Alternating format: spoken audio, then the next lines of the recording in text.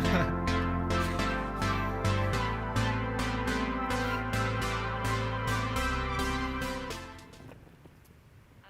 bonjour tout le monde. J'ai le grand plaisir d'être accompagnée de faire une animation aujourd'hui d'un panel qui va parler de passer d'étudiants à artistes. Je pense qu'on t'entend pas, Suzanne. Le micro. Il n'y a pas de son? Ça marche pas? Hello, hello?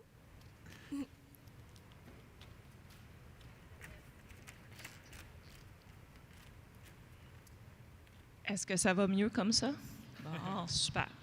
Alors, donc, on va passer effectivement les prochaines 40 minutes à peu près à parler de le métier d'artiste 3D. Puis avant de s'y rendre, bien, nécessairement, on est étudiant. Puis une fois qu'on a fini nos études, bien, on a une super belle carrière. Et j'ai deux personnes avec moi qui vont pouvoir vous parler de ça. Donc, je présente premièrement Adrien Paguet-Brunella. Donc, Adrien, tu es né en France. Tu es diplômé en 2015 en Beaux-Arts et en Arts plastiques de l'École supérieure d'art de Nancy.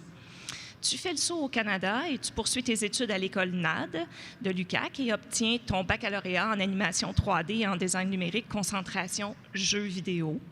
Donc, ça fait quand même 6 ans d'études supérieures. C'est pas mal. À la sortie du NAD, Ubisoft Montréal t'embauche. Et bon, ben, vous savez que c'est le plus gros studio de jeux vidéo au Québec avec plus de 3000 employés. Te recrutes comme artiste d'environnement. Et en 3 ans, tu es promu lead artiste d'environnement. Puis maintenant, qu'est-ce que tu fais? Récemment, je sais pas si on m'entend. Tous les micros ont lâché. Ah, mince, OK. Ah, ça a l'air d'être revenu, tout est bon. Oui, bah maintenant je travaille chez Even. Donc il y a un nouveau studio qui a été fondé en mai dernier et on part sur de nouvelles aventures, donc toujours dans un poste d'artiste d'environnement. Excellent, merci. Donc Sophie, tu es née au Québec. Après des études au cégep en sciences pures et appliquées, tu entreprends un bac en génie industriel à l'École polytechnique de Montréal et à Concordia. Après avoir complété 3 longs trimestres, tu laisses tomber génie puis tu t'inscris au bac en animation 3D à l'École NAD. Tu es diplômé du NAD en mai dernier. Puis pendant tes études, bien, tu travailles comme stagiaire au département d'analyste informatique à la Banque nationale notamment, puis comme technicienne de laboratoire chez Jean Coutu. Alors, on n'est pas tout à fait dans le domaine des arts, on est vraiment avec quelqu'un de profil plus technique ici. Puis, à la sortie de l'école, en pleine pandémie, n'est-ce pas, tu es recruté chez MPC comme artiste d'environnement. Donc, MPC, c'est une division de Technicolor, qui est une entreprise d'effets visuels à Montréal qui embauche environ 1000 artistes, 1000 employés. Aussi, ben, tu en parleras tout à l'heure là, de ton implication à l'école. Puis, si on parle de MPC, pour ceux qui connaissent moins au niveau des effets visuels, ben, ils ont réalisé des films comme Le Roi Lion, Cruella, 1917. Donc, et c'est un énorme studio également installé avec 1000 employés, comme je disais. Donc, et toi, maintenant, qu'est-ce qui s'en vient? Qu'est-ce qui s'en vient maintenant? Ben là, c'est ça, je travaille dans le département d'environnement. J'adore ça, c'est tout nouveau, là, puis je tripe vraiment, j'adore ça. Puis éventuellement, comme là, après la pandémie, on commence à réengager énormément de gens. Là, je travaillais vraiment sur un film. Là, on a vu qu'il y avait un besoin pour, dans le fond, trainer les nouveaux arrivants sur le pipeline et tout. Fait que moi, je m'en viens, je vais commencer dans 2 semaines un nouveau poste. Je vais devenir trainer de département. Fait que ça, c'est une autre belle aventure qui va commencer. Beaucoup de choses depuis que j'ai gradué quelques mois. Super, super. Donc, il devrait commencer à se dérouler derrière nous des images qui vont vous montrer un petit peu le parcours de ces gens-là qui sont avec moi aujourd'hui. On les voit. Est-ce qu'on les voit, les images? Oui, vous les voyez. Oui. Donc, parfait. Alors, Sophie, oui, je commencerai par toi. Est-ce qu'il y a eu quelque chose quand tu étais jeune, un moment, un élément déclencheur qui a dit « Moi, je vais devenir artiste 3D quand je vais être plus grande » ? Mais dans le fond, moi, il y a 4 ans, je ne savais même pas que c'était un domaine qui existait dans lequel je pouvais étudier puis être où je suis présentement. J'ai toujours un amour des films tout le temps. Dans ma famille, on allait tout le temps voir au cinéma les gros films avec les effets visuels puis tout, puis on achetait les DVD. J'écoutais autant le film que le behind the scenes parce que je tripais sur comment c'est fait un film, qu'est-ce qu'il y a en arrière de ça, comment on fait pour créer comme cet univers-là. Puis, bref, plus tard, là, c'est ça, comme tu as dit, j'étudiais en ingénierie, puis j'étais comme, je sais pas si c'est pour moi, tu sais, j'aime créer. Je pensais que la génie allait prendre mon amour des sciences, puis de la création, puis de mettre ça ensemble, mais c'était comme pas assez. Puis là, je me suis remis en question un peu, puis j'ai un de mes bons amis qui me dit, hey, mais moi, la session passée, je te l'ai pas dit, mais j'ai commencé à étudier au NAD. Puis je suis comme, OK, c'est quoi? Il est comme, ben, on va faire des effets, je fais des effets visuels pour les films. Puis je suis comme, ça existe, comme à Montréal, un programme là-dedans. Faut pas que j'aille aux États-Unis où tous les gros films sont filmés, puis tout. Puis il dit non, tu comprends pas, là.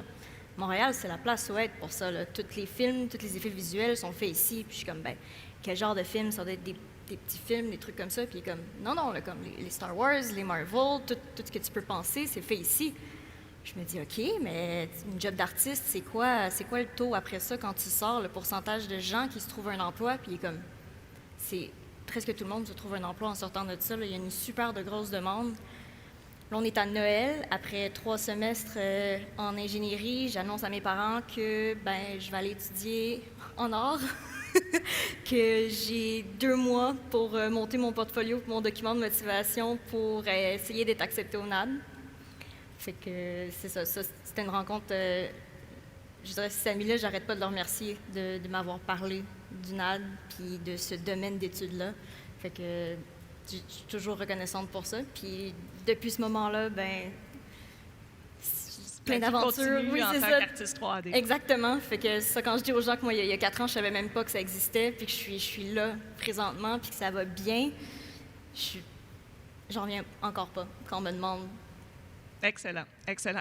Vous allez voir ce que vous voyez sur les images en arrière, c'est on a vu des images d'Adrien avant, mais c'est des images qui ont été soumises pour leur acceptation à l'école, parce qu'il faut évidemment déposer un portfolio, mais ça vous donne un petit peu là, les différents types de portfolios qu'on peut présenter. Donc, Adrien, toi, ça a été quoi ton parcours pour devenir un artiste 3D? Oui, moi j'étais vraiment perdu avant aussi. J'étais dans un monde d'art plastique, de peinture, sculpture super traditionnel. Et puis j'ai commencé, je pense que c'était dans ma 2e année aux Beaux-Arts, à toucher un petit peu aux arts interactifs. Donc commencer à programmer un petit peu sur Kinect avec les vieux Kinect de Xbox 360, là, des œuvres interactives avec un langage qui s'appelait du Auto-IT. Je ne sais même pas si ça existe, c'est un langage super simple. Puis je me suis rendu compte qu'on pouvait vraiment ajouter une dimension interactive et nouveaux médias dans les pratiques artistiques. J'ai commencé à me renseigner, puis ça me plaisait vraiment. Puis j'ai trouvé en fait un premier moteur de jeu qui s'appelle toujours CryEngine 3. Puis j'ai commencé à faire des scènes dedans, à m'amuser un petit peu. Puis ça m'est venu du jour au lendemain, littéralement. Je me suis réveillé un matin, puis j'ai eu le déclic. OK, c'est ça que je veux faire pour ma vie. Puis je veux partir au Québec, puis je veux faire ça. Donc je cherche s'il y a des écoles pour ça, puis s'il y a des métiers, parce que je voulais quand même avoir de l'argent au bout de ligne. Et je tombe sur le NAB, en fait, tout de suite, que je connaissais pas du tout. Puis je me suis renseigné un petit peu sur l'école, sur les manières de faire. Et puis ça a cliqué tout de suite, là, ça a résonné. C'est là où je veux m'en aller. Donc j'étais un petit peu stressé aussi, parce que tout mon portfolio, comme on l'a vu, était vraiment très déconnecté de ce qu'on fait au NAB, là, très plastique, très sculpture, très peinture. Et puis finalement, je me suis retrouvé face à une montagne à gravir parce que tout le monde dans la session était déjà prêt, connaissait vraiment les environnements, les logiciels. Puis moi, j'étais absolument perdu face à tout ça. Donc ça a été une grosse montagne à gravir, mais j'ai eu vraiment la chance de travailler avec plein de gens qui étaient mes pairs à l'époque, qui sont mes collègues maintenant, puis qui sont toujours des amis, qui m'ont vraiment aidé, donc j'ai beaucoup appris et ça m'a vraiment conforté dans mes choix en fait. Ce que vous voyez maintenant derrière vous, ce sont plus des images de projets qu'ils ont réalisés alors qu'ils étaient à l'école, donc pendant le parcours de leurs études. Est-ce qu'il y a eu dans ce parcours-là un moment quand on dit « OK, on veut devenir un artiste 3D, on va aller explorer qu'est-ce que ça veut dire être un artiste 3D, on va peut-être convaincre des gens alentour de soi aussi que vous faites la bonne chose, que vous allez avoir un job en sortant de là, puis que vous allez bien gagner votre vie, puis que ça va être un métier intéressant. » Et à l'intérieur de ce parcours-là, est-ce qu'il y a eu un moment « wow » qui a fait comme OK, parce qu'en plus d'étudier dans ce champ-là, il y a des spécialisations, il y a des choses spécifiques qu'on peut faire. Est-ce qu'il y a eu un moment wow qui a dit OK, ben moi, je veux me concentrer sur ce genre d'artiste 3D, sur cette concentration? Sophie? Oui, ben dans le fond, les deux, on travaille en environnement. C'est drôle parce qu'on est en jeu vidéo, moi, je suis plus en film. Au NAD, on commençait par voir vraiment chaque département individuellement, puis on commençait à explorer comme, OK, c'est quoi l'animation, c'est quoi le modeling, c'est quoi le rigging, c'est quoi... Puis c'est quand on a commencé nos cours de texture, puis de shading, donc en fond, pour donner le look à un objet, moi, c'est là que j'ai vraiment trippé, puis c'est là que j'ai vu que je voulais vraiment aller faire quelque chose qui était réaliste. Fait que je voulais donner vie à ce modèle-là. On te donne quelque chose qui est modélisé, qui est gris, puis par la suite, tu vas travailler, puis tu lui donnes cette impression qui est vraie, ce look visuel où tu vas aller rechercher, puis il faut vraiment être minutieux. Puis moi, j'ai toujours aimé ça. Fait que j'ai vraiment trippé là-dedans. Puis après ça, on a eu des cours d'environnement où là, tu vois que tu crées vraiment l'univers dans lequel l'action se passe. Pour moi, ça, c'était magique parce que c'est ces univers-là que j'aime mettre en avant puis créer. Je trouve que c'est ce qui fait la magie. Donc, j'ai eu un prof qui nous a enseigné, dans le fond, le shading, la texture, puis les environnements, Robin Tremblay, au NAD. Puis, tout de suite, ça a cliqué, puis j'ai commencé à être vraiment passionnée là-dessus. Puis, il a été un super de bon coach. Puis, par la suite, en sortant, moi, j'étais comme, je veux faire de l'environnement puis de la texture. Je veux donner le réalisme, je veux donner le vrai, cette petite étincelle que tu peux te dire, je savais même pas que c'était en 3D, ça. T'es comme, ouais, ça, là, complètement. Ça tourne sur mon ordinateur, puis ça n'existe pas en vrai, c'est moi qui l'ai fait. Il y a vraiment une fierté là-dedans, puis j'ai vraiment trippé, puis c'est pour ça que j'ai décidé d'aller là-dedans. Super, super. Effectivement, si on va voir des films aujourd'hui, il y a de la 3D partout, puis on s'en rend même pas compte. Puis on se dit que moins on s'en rend compte, plus tu as fait un bon travail. Hein? C'est quand Exactement. même assez... ouais. Puis toi, Adrien, dans ce contexte-là, ça a été quoi la pour flamèche? rejoindre ce que disait Sophie aussi, c'est vrai que la première année, on est un petit peu, on regarde tous les départements en surface, tout ce qui se fait, comment se composent les équipes, c'est quoi les rôles pour concevoir justement un jeu vidéo ou des environnements. Et puis pour continuer dans ma perdition de je sais toujours pas ce que je veux faire, mais c'est cool, en 3e ou 4e session, je pense, on a eu un cours de scénographie d'environnement avec Sébastien Primo, qui est devenu un directeur chez Ubisoft ensuite. Et j'ai vraiment, je sais pas, j'ai encore eu ce déclic de OK, c'est vraiment ce que je veux faire. Et puis dans un projet d'équipe, on devait faire un environnement principalement naturel. C'était la reproduction d'une toile du peintre Hugart. Et on s'était assez divisé les rôles. C'était une toute petite équipe, on était 3 personnes et il fallait faire beaucoup de végétation, d'arbres, ce genre de choses. Puis c'est toujours quelque chose comme en dehors de une pratique artistique ou de la 3D, c'est toujours quelque chose qui m'a intéressé, la nature, les arbres, les plantes. Je me suis dit, bon, je vais le faire, pourquoi pas, personne ne veut le faire, je vais le faire. Et j'ai trippé, mais c'était difficile parce qu'il n'y avait comme pas vraiment de comment est-ce qu'on approche ce pipeline-là, qu'est-ce qu'on doit faire, comment on doit le faire. Puis il y a un de mes amis à l'époque qui était là aussi, qui est maintenant mon collègue également, qui m'a dit, est-ce que tu connais le logiciel SpeedTree? C'était en plein milieu de la nuit, on était fatigués, puis je me suis dit, il y a Speed, puis il y a Tree dedans, ça doit être pas mal. Et puis ça a été le leap of faith. Je suis plongé là-dedans, j'ai trippé, et puis je me suis rendu compte que c'était très niche comme spécialité, mais en même temps, reproduire des environnements naturels en 3D, c'était quelque chose qui me passionnait plus que la 3D en général. C'était vraiment cette spécialité-là qui m'a plu. Et donc ensuite, ça s'est retranscrit jusqu'en entreprise, où là, pour Assassin's Creed Valhalla, chez Ubisoft, justement, on a pu vraiment explorer des environnements naturels pour recréer ça à grandeur pour un monde ouvert. Fait que là, tu as ouvert la porte sur Assassin's Creed. Donc, parle-nous donc un peu, justement, de ton expérience sur cette franchise-là. Oui, c'était comme un espèce de petit nuage du début à la fin. Ça a été vraiment très formateur. J'ai eu la chance de tomber dans une équipe de gens qui sont toujours extrêmement talentueux et vraiment soudés. Donc, ça a été comme une deuxième famille pendant toute cette production-là. On a créé pour la première fois pour la franchise en fait un environnement qui était majoritairement naturel, parce que pour les gens qui connaissent un peu la franchise, c'était majoritairement des représentations urbaines, des villes ou ce genre de choses. Puis là, le défi, c'était vraiment de concevoir un monde qui était en grande partie composé d'environnements naturels. Donc c'était des nouveaux défis tant techniques qu'artistiques.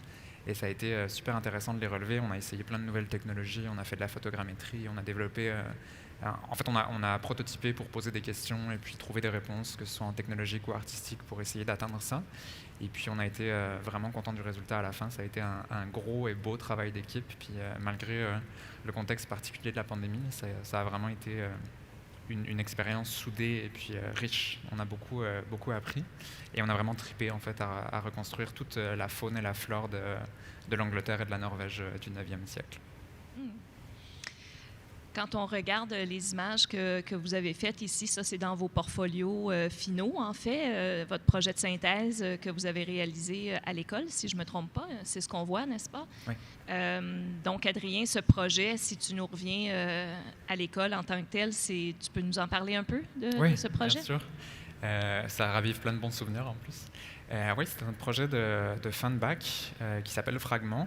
On voulait faire un short film. En fait, on voulait pas faire un jeu vidéo à la fin. On avait une petite équipe de gens avec qui on travaillait depuis le début du NAD, avec qui on voulait absolument travailler ensemble. Puis on s'est rendu compte qu'un short film, pour montrer un petit peu nos compétences, c'était ce qui se prêtait le mieux. Puis c'était aussi intéressant de se dire, OK, dans le cadre de l'université, on peut un peu tout essayer. Donc c'est le moment d'essayer ça et puis de voir un petit peu, d'apprendre en fait de nos erreurs et de ce qui marche. Et puis ça a été un projet vraiment très formateur aussi, super intéressant parce que beaucoup aussi de développement technologique à l'époque, même si c'était plus de la recherche sur des shaders, c'est-à-dire comment est-ce que les éléments en 3D sont représentés, affichés, les textures, ce genre de choses. Ça a été beaucoup de recherche. Et puis ça nous a permis en fait à la fois de montrer des créatures, qui était une des artistes de l'équipe qui voulait absolument se faire un portfolio de créatures, et puis pour le reste de l'équipe qui était très dans l'environnement, de présenter un environnement qui était un peu futuriste, monolithique, et puis quelque chose d'un peu plus naturel, végétation aussi. Donc ça a été une sacrée ride, mais ça a été vraiment très intéressant, puis on a été super contents du résultat final. On avait beaucoup d'ambition, on en a chié, mais ça a été vraiment... ça nous a en plus forgé puis rapproché en tant que personne, puis en tant que collègue aujourd'hui. Donc, ce projet, vous étiez combien pour le réaliser? C'était une équipe de... Alors, j'ai peur de me tromper parce que je ne me rappelle plus. Il me semble qu'on était 7. OK. Par contre, on a eu beaucoup d'aide. On a eu des personnes justement en VFX qui n'étaient pas en jeu vidéo qui nous ont aidés parce que c'était des challenges de short film dans lesquels on n'était pas habitués. Beaucoup de choses comme ça qu'on a eu. On a eu la chance d'avoir au moins une dizaine de personnes qui nous ont aidés ponctuellement et plus régulièrement pendant toute la production. Puis je pense qu'on était 7 personnes pendant... 4 mois, quelque chose comme ça, pour faire ce short film-là. 4 mois, on ne dira pas le nombre d'heures. Non. On ne compte plus après un certain temps. Hein? Quand on aime, on ne compte pas, hein, c'est ça qu'on dit. Oui, effectivement. Et toi, est-ce que tu veux nous parler de ton projet de synthèse? C'était quoi votre réalisation? Je pense qu'on va avoir des images où elles ont déjà passé, là, je ne suis pas certaine. Oui, en fond, nous, on a fait un projet. On était un petit peu plus, on était 15 étudiants. Un projet un peu plus gros. On a eu, je crois, environ 6 mois pour le faire. C'était vraiment formateur comme projet parce que tout au long du NAD, tu touches des logiciels individuellement, tu commences à avoir des cours, tu travailles un petit peu plus en équipe, des équipes de 3, 4, 5. Puis là, d'avoir un projet où on est 15, c'est là où on voit vraiment l'ampleur de tout ce qu'on peut créer quand on est une équipe. Puis dans le fond, c'est ça que tu vas faire après ça dans l'industrie. Tu vas être une super de grosse équipe pour créer quelque chose qui est tellement beau. C'est super valorisant de voir par la suite ce que tout ton travail donne, mis avec tout comme le talent des autres. Ça crée quelque chose qui est génial parce que par toi-même, tu ne peux pas master tous les domaines. Puis d'être en équipe comme ça avec les gens, c'était vraiment génial. Tu apprends vraiment à travailler en équipe, puis comment ça se passe, le timeline, puis tout, le pipeline aussi à apprendre. Puis aussi, ça a été très formateur pour moi parce que je me trouvais être non seulement artiste de texture et d'environnement dans ce projet-là, mais j'ai aussi été coordonnatrice du projet. Puis moi, c'était durant la pandémie, donc les cours à distance, donc coordonner 15 étudiants par Zoom. C'était une couche de plus. Ah oui, mais c'est ça, mais par la suite, ça a fait que c'était Robin Tremblay, notre directeur de projet. Fait que par la suite, moi, quand je suis sortie, il cherchait quelqu'un pour co-enseigner un cours avec lui au NAD, ce qui fait que, comme il voyait que j'étais déjà organisée, il m'a proposé le poste. Fait que tout de suite, en sortant, moi, j'ai eu un poste où j'étais chargée de cours à mon université, ce qui était génial. Puis aussi, c'est ça te donne une plateforme, ce projet-là. Le niveau auquel tu l'amènes, ça donne une plateforme aux gens de l'industrie qui voient, OK, c'est ça que ces personnes-là sont capables de faire. Je crois que tous les gens dans mon projet, on s'est trouvé un emploi comme tout de suite à la sortie. Fait que ça c'était vraiment génial. Puis encore aujourd'hui, je suis super fière de ce projet-là. J'arrête pas d'en parler. Puis c'était vraiment une superbe expérience. J'ai adoré ça. Tant mieux. Puis là, on voit que tu travailles sur Pinocchio. Chez MPC, qu'est-ce que tu peux nous dire sur quoi tu travailles en ce moment? Est-ce que tu es dans des environnements? Oui, c'est ça. Je suis dans le département d'environnement. J'imagine que toi, ton portfolio post-NAD est plus chargé que le mien. Moi, j'ai gradué il y a quoi, comme 5 mois? Oui, c'est ça, mais quand même, tu es déjà sur une production d'importance. Le prochain film Pinocchio qui va mettre en vedette Tom Hanks. Oui, exactement. Je suis quand même chanceuse. J'ai beaucoup de gens qui travaillent sur des films qui n'ont pas nécessairement le droit de dire qu'ils travaillent sur des films parce que ça n'a pas encore été affiché ou des fois c'est un projet qui est un peu plus secret. Si on regarde le film de Dune qui est sorti récemment, les gens n'ont pas pu en parler jusqu'à finalement la fin. Moi, j'ai le droit de dire que je travaille sur le film de Pinocchio parce que ça a été annoncé. On sait que c'est mon studio qui travaille là-dessus. C'est vraiment le fun. Puis il y a beaucoup de gens qui vont commencer qui vont travailler sur des trucs qui sont pas nécessairement aussi gros. Il y a des films des plus grosses productions, il y en a des plus petites, tout le monde trouve ce qu'il aime là-dedans. Moi, je suis vraiment fière de pouvoir dire que moi, mon premier film sur lequel j'ai travaillé, c'est un film de Disney, puis c'est mon studio qui s'en occupe à 100 %, fait que c'est quand même vraiment une grosse fierté. Vous êtes combien sur ce projet-là? Juste en environnement, nous, on est une vingtaine. Puis là, tu sais, t'as les caméras, t'as le layout, t'as l'environnement, t'as les assets, t'as la texture, t'as le rendering, il y a tellement de départements, là, je pourrais pas dire combien on est, mais c'est une très grosse équipe. Puis j'adore travailler avec eux. Êtes-vous encore en télétravail ou... Nous, on est retourné au bureau. Je suis retournée, dans le fond, il y a 1 mois, je crois. Avant ça, on était en télétravail. Ça fait du bien de pouvoir sortir du bureau dans la maison, pouvoir parler avec les gens. L'ambiance là-bas est vraiment géniale. J'ai entendu pas juste de ma compagnie, mais des autres compagnies. C'est vraiment un endroit où tout le monde se parle. On est sur nos bureaux, on se parle, on va prendre un café ensemble. Puis là, le soir, le vendredi, on prend toute une bière ensemble. C'est le genre d'emploi où tu dis, comme moi, mes collègues, ça va être aussi mes amis. Puis on vit tous les hauts puis les bas ensemble, parce que quand tu t'en viens dans la fin de la production, puis ça s'en vient rushant, il faut que tu produises, puis c'est pas encore prêt, là, tout le monde est comme, OK, là, je vais faire de l'overtime, mais tu sais, on est comme 40 à faire de l'overtime ensemble, puis c'est comme, tu es dans la même galère que tout le monde, ça crée des liens qui sont vraiment comme, vraiment géniaux, puis j'espère que ça va continuer comme ça, mais à date, ça va très bien, je suis super contente. Puis toi, Adrien, tu nous as dit que tu avais quitté Ubisoft, puis tu es dans une nouvelle aventure, donc oui. Qu'est-ce qui se passe avec... Qu'est-ce qui s'en vient? Plein de qu'est-ce choses. qui se passe? J'ai commencé aussi à donner des cours au NAD, également pour le prototypage puis la démarche de conception pour les projets de synthèse. C'est vraiment drôle ce que tu dis parce que c'est souvent qu'on se retrouve avec des anciens étudiants du NAD pour une bière ou ce genre de choses, puis personne ne peut parler de son projet parce qu'on travaille tous sur des trucs secrets. Fait que tout le monde essaie d'en parler sans en parler, ça donne vraiment des conversations étranges, mais ouais, c'est intéressant. Ouais, donc après Assassin's Creed, on a travaillé sur un autre projet non annoncé pendant une dizaine de mois, je pense, chez Ubisoft. Et donc j'ai choisi de partir avec d'autres personnes pour une nouvelle aventure, dont je ne peux pas parler pour les prochaines années. Mais ça va être vraiment cool. On essaie plein de choses, on joue avec des nouvelles technologies sur lesquelles on n'avait jamais pu jouer. Donc là, on est vraiment dans des phases de prototypage, d'essayer de benchmarker certaines choses. Donc c'est vraiment plein de belles aventures, plein de nouvelles aventures. Et puis ça rejoint un petit peu ce que tu disais. Il y a vraiment une espèce de bienveillance entre tout le monde. On sent vraiment le lien entre les membres d'une équipe, que ce soit dans le travail, que ce soit dans les moments difficiles, que ce soit dans les moments plus faciles, dans les moments justement de convivialité ou dans ce genre de moments. Puis c'est quelque chose qui est présent au NAD, puis qui est développé naturellement au fur et à mesure des projets d'équipe. Puis je trouve que ça se transmet vraiment en industrie aussi, que ce soit chez Ubisoft, que ce soit chez Haven.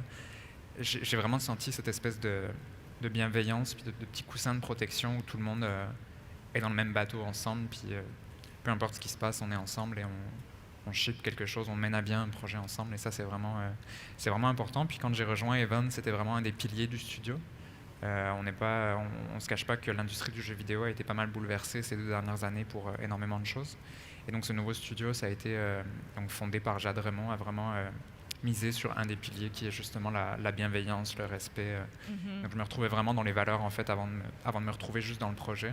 Ouais. Et c'est vraiment quelque chose qui est devenu important pour moi aussi, de me dire les projets sont cool, mais je tiens vraiment à l'équipe. Et puis au côté, on va passer plus de temps ensemble par jour qu'avec nos familles respectives. Donc c'est quelque chose qui est important aussi dans l'industrie, qui n'est pas à sous-estimer dans le choix de nos carrières.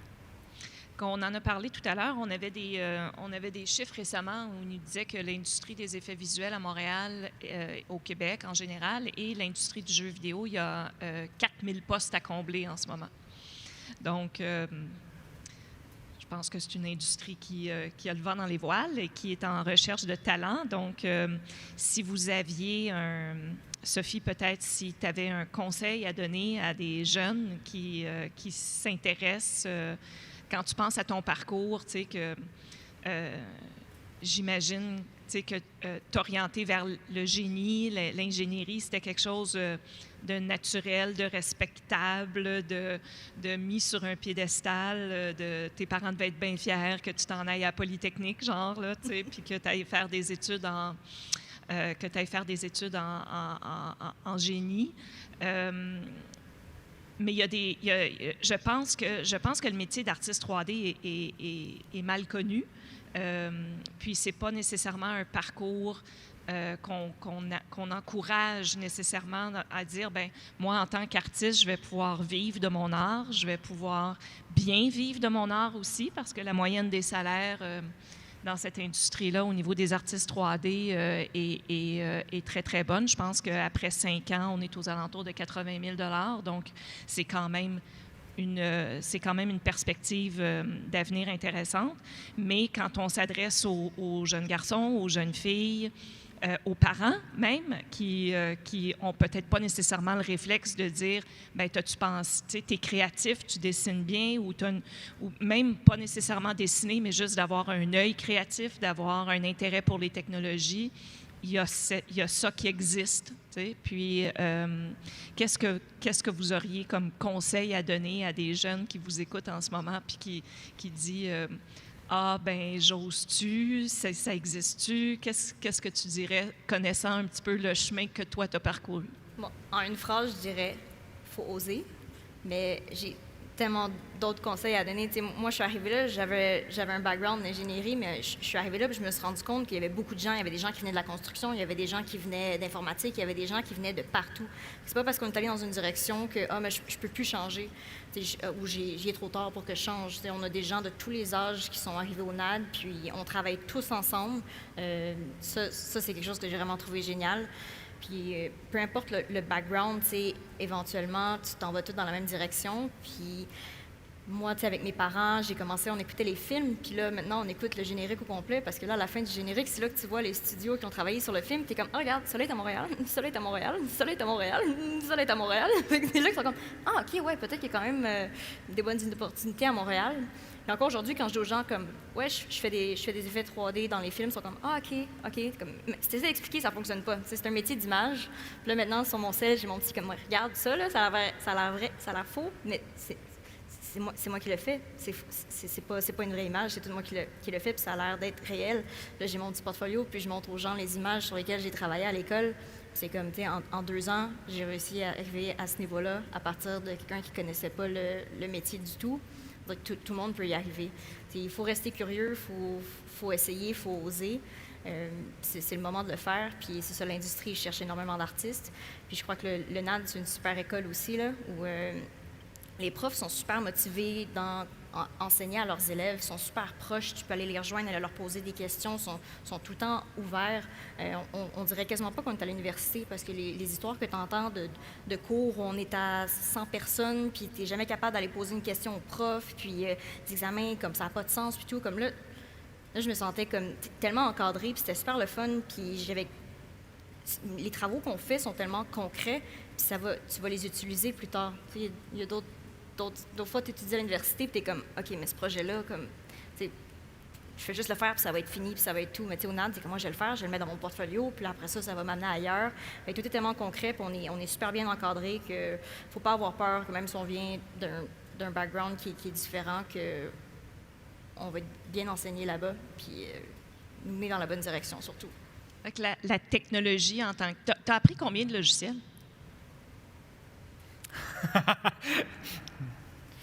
Oh boy. Je sais pas, comme 15? Ouais, pour commencer, pour l'apéro. Ouais, c'est ça.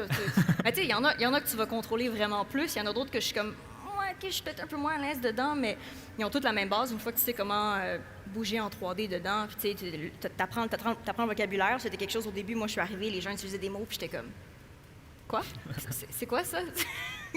Puis ça, tu viens naturellement. Maintenant, c'est rendu super, super facile d'apprendre le logiciel parce que tu sais, je suis comme les bases, c'est les mêmes, tu sais, pour tourner comme pan and stuff. Puis, mais ouais, à peu près une quinzaine de Et logiciels. avant d'arriver à l'école, est-ce que tu manipulais beaucoup de logiciels? J'avais fait un tutoriel sur Maya, qui est comme le logiciel de 3D le plus OK. Mais tu n'étais général. pas une pro en Photoshop, là, par exemple. Non, tu sais, j'avais touché à Photoshop, j'étais comme, OK, ouais, c'est correct, je suis capable d'en faire. Puis j'avais touché à d'autres logiciels 3D quand j'étais en génie. Tu sais, mais Un peu de CAD, peut-être. ouais, c'est ça, tu sais. Puis je pense que le NAD a vu que, OK, cette fille-là sait comment travailler en 3D. Puis une fois que tu comprends la base du 3D, tu sais, d'un logiciel à l'autre, ça se répète quand même. Fait que ça, je pense que c'est quelque chose qui est en ma faveur. Mais tu sais, moi, j'avais juste fait un tutoriel dans Maya, puis j'avais mis ça dans mon portfolio. Puis, tu sais, juste pour dire qu'on est... c'est l'informatique et l'art, qu'on est capable de toucher aux deux, dans le fond. Puis C'est juste- pas incompatible. Non, c'est ça. C'est ça. Les deux vont ensemble.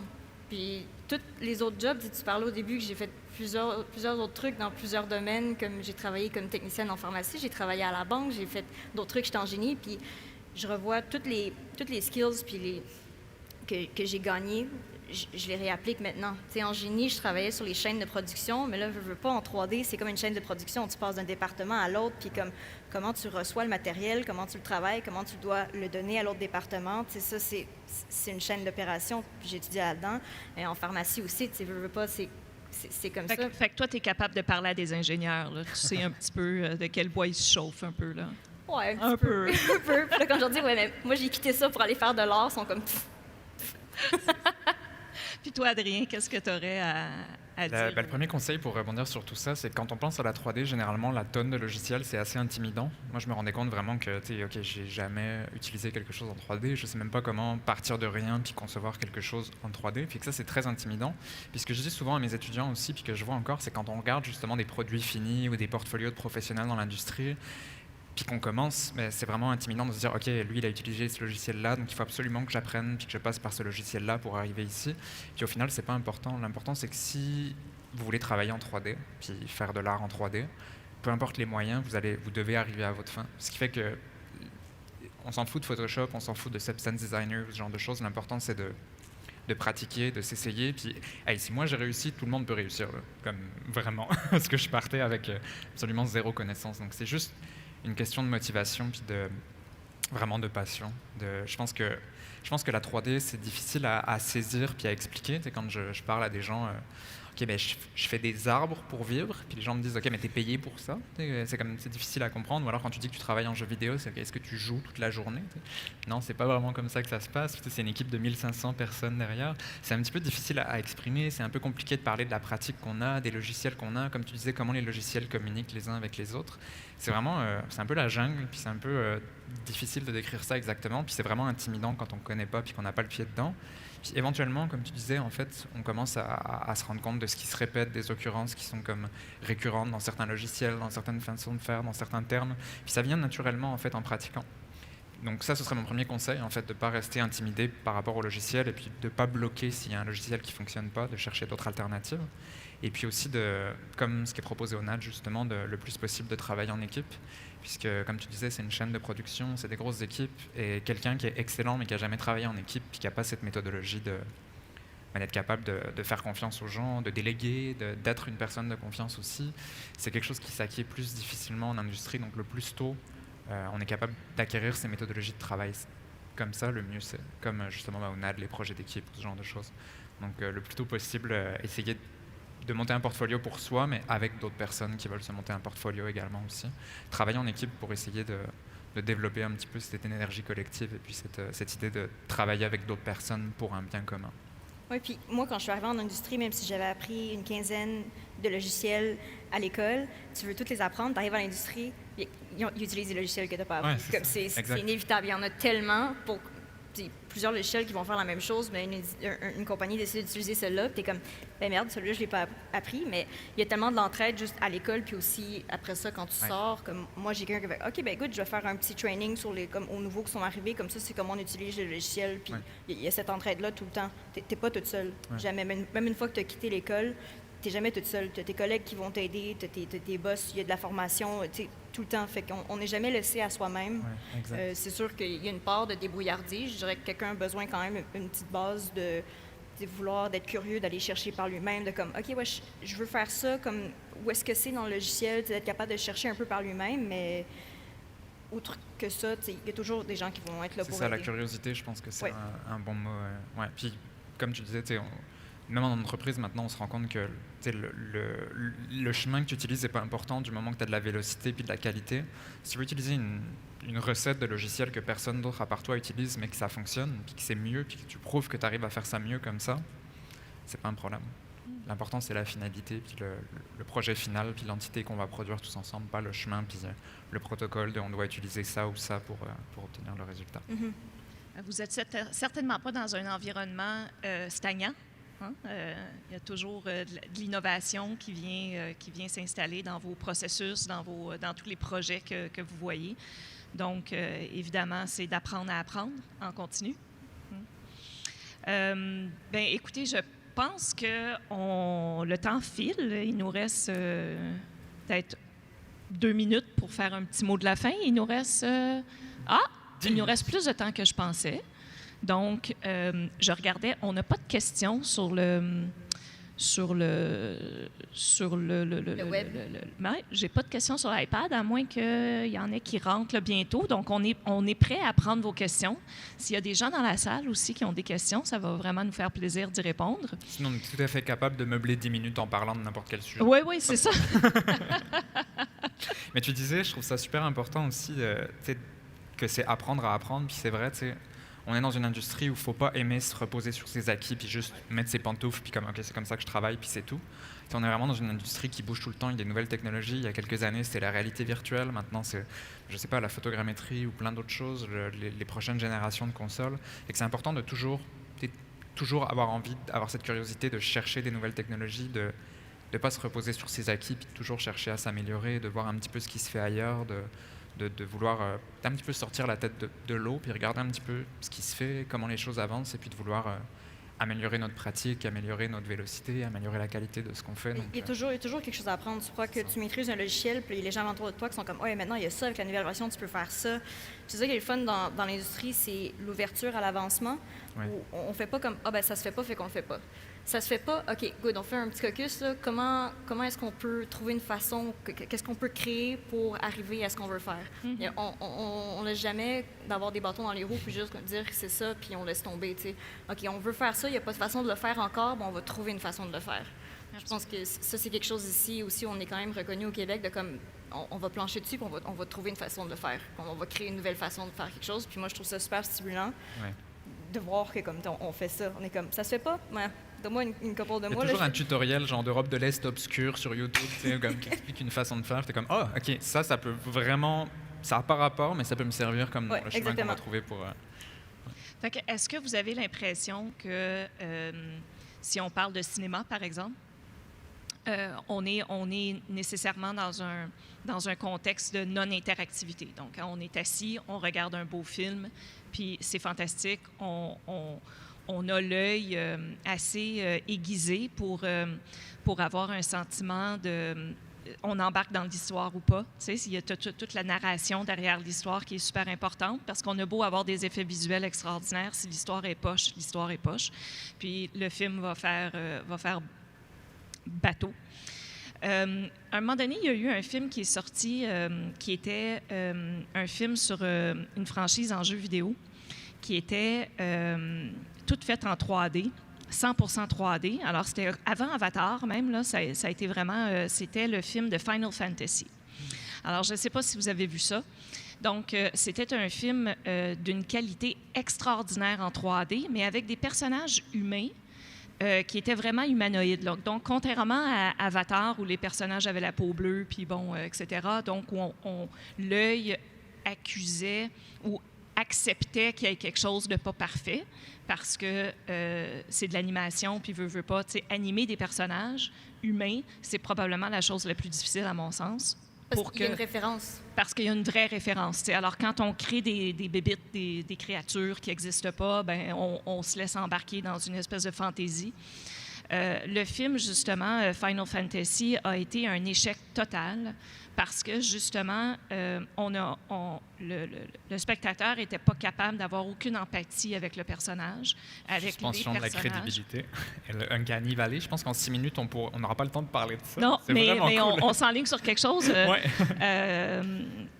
Est-ce que, selon vous, le futur d'être un spectateur, soit dans un film ou dans un jeu vidéo, va nécessairement passer par plus d'immersion, va passer par plus d'interaction peut-être, ou plus où on ne peut pas dire qu'on a atteint ce qu'on devait atteindre. Là. Il y a Mais je pense encore qu'en de la jeu vidéo, possibilité. tu vois, c'est ça, il y a vraiment, on s'approche de plus en plus du photoréaliste, fait que la représentation de la réalité 1 à 1, et puis avec l'avancement des consoles et des supports technologiques qui vont supporter ces jeux, tu sais, on est capable de toujours pousser plus loin.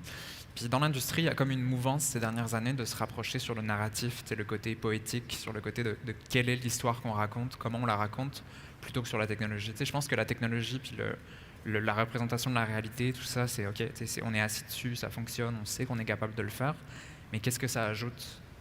Qu'est-ce que ça ajoute de plus à l'histoire s'il n'y a pas d'histoire, justement?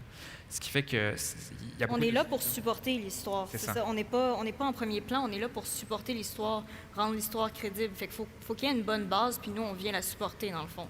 C'est ça l'important, puis je pense qu'il y a des scénaristes qui ont eu un petit peu, qui ont appris de leurs erreurs, puis ultimement, c'est ça qui reste. Tes effets visuels n'ont pas besoin d'être à 300%.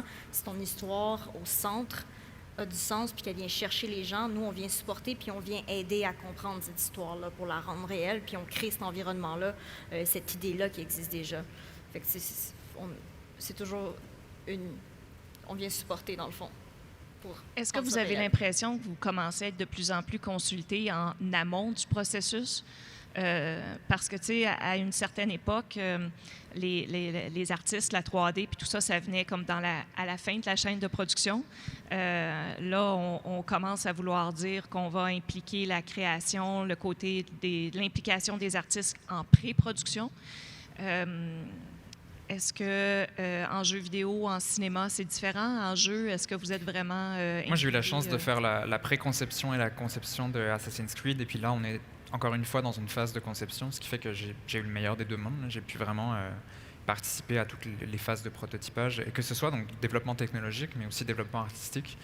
Par exemple, quand on prend l'environnement naturel de Assassin's Creed Valhalla, comment est-ce que les couleurs des saisons peuvent créer une espèce de représentation des peintures romantiques de l'époque, guider le joueur avec les palettes de couleurs, avec les formes, raconter une histoire simplement avec des formes et des couleurs quand on regarde une forêt ou une prairie. Et ça, tout ça, c'est des choses qui se décident et qui se pensent en fait en amont de la production. Ce qui fait que en jeu vidéo, pour l'instant, moi, j'ai pas connu d'expérience où les artistes sont en fin de chaîne et puis doivent juste exécuter. Tout le monde était vraiment là pour réfléchir, pour tester des choses, pour à la fois développer l'aspect technologique, mais aussi l'aspect artistique, et justement un petit peu le côté poésie narrative dont on parlait juste avant. Donc, je ne peux pas parler pour tous les studios, mais les studios dans lesquels j'ai été, on est vraiment toute l'équipe incluse en fait dans ce processus-là créatif dès le début, puisque ça a une répercussion tellement énorme sur la production après qu'il faut qu'on soit acteur en fait de cette étape-là. Oui, nous, en film, souvent, on était en post-production. C'était ça, les films, la post-production, on arrange par la suite.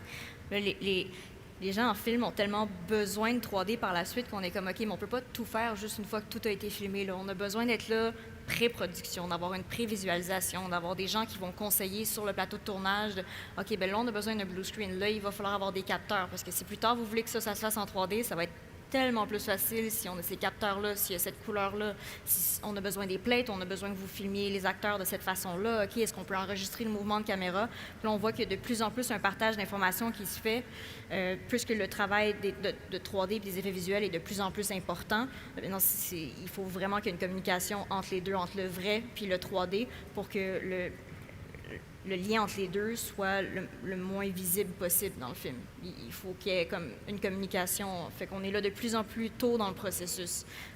Fait que ça, c'est intéressant parce que ça ouvre aussi des portes. C'est comme un autre côté de l'industrie. Tu peux travailler après, mais tu peux travailler aussi avant le film. Oui. Quand on a vu le dernier film Dune, on sait qu'il y a eu une entreprise, Renault FX, qui a participé à tous les concepts, les maquettes avant que le film commence à être tourné. Donc, il y a 3 ans de ça. Fait que c'est quand même super intéressant.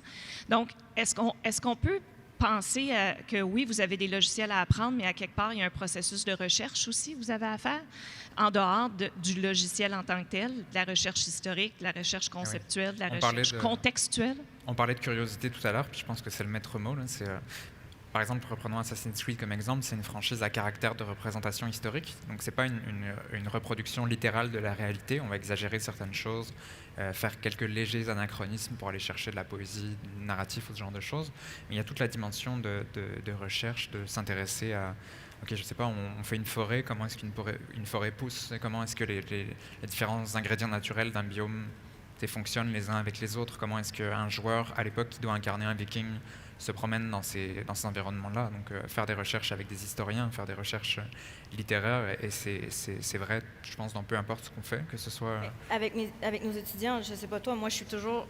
La première étape, c'est pas la création. La première étape, c'est de regarder tes références. Il faut que tu aies fait ta recherche, à quoi ça ressemble, qu'est-ce que tu veux que ça a l'air, ça va être quoi ton style, vers quoi tu t'en vas. Tu peux pas commencer à créer si tu n'as pas tout de suite ton plan. Puis ton plan, c'est de faire ta recherche sur le look visuel, le style que tu veux, dans quel environnement tu veux que ça se passe. OK, puis ces environnements-là, ils se retrouvent où, pour l'histoire, puis tout. Donc, c'est vraiment important d'avoir une base, surtout si tu travailles en réalisme.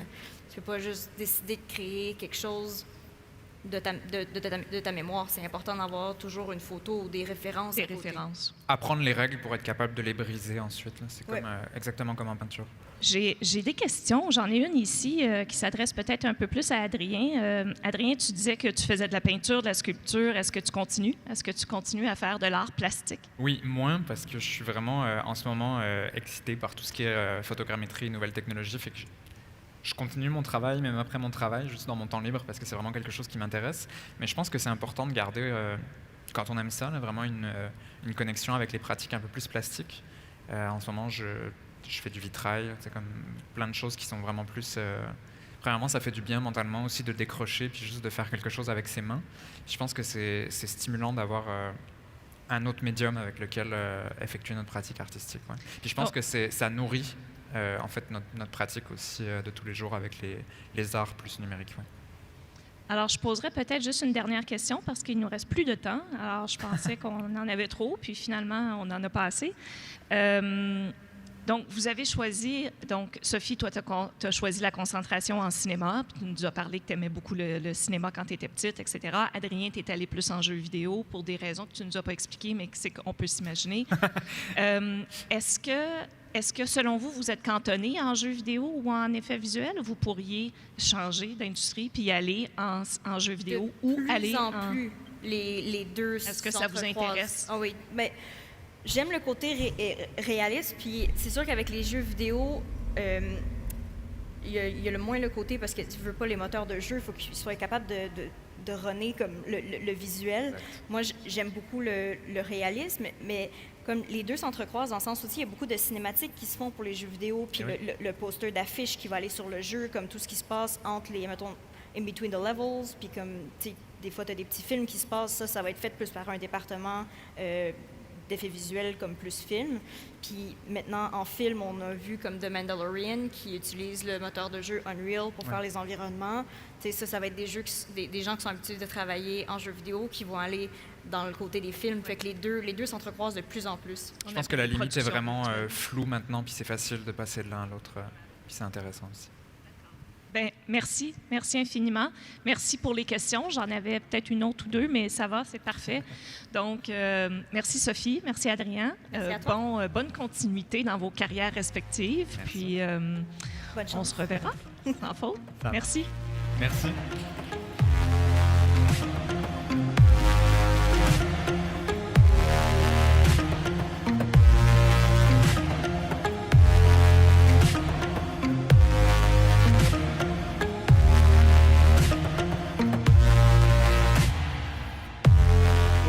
Et merci à l'École